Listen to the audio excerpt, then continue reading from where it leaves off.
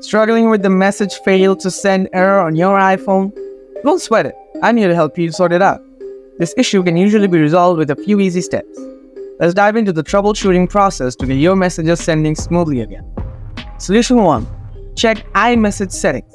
Start by opening the Settings app, then scroll down the list. Next, tap on Apps.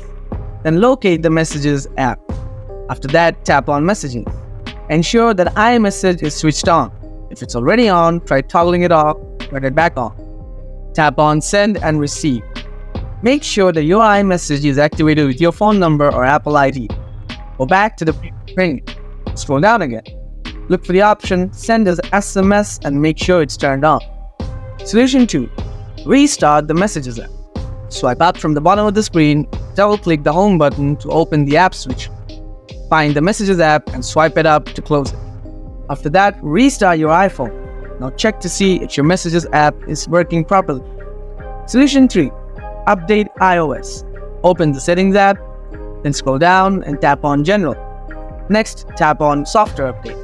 If an update is available, tap Download and Install. Solution 4. Enable Background App Data.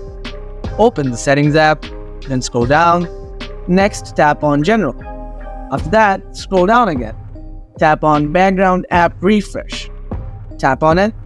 From here, ensure that the setting is enabled for both cellular data and Wi-Fi. Solution 5. Reset Network Settings.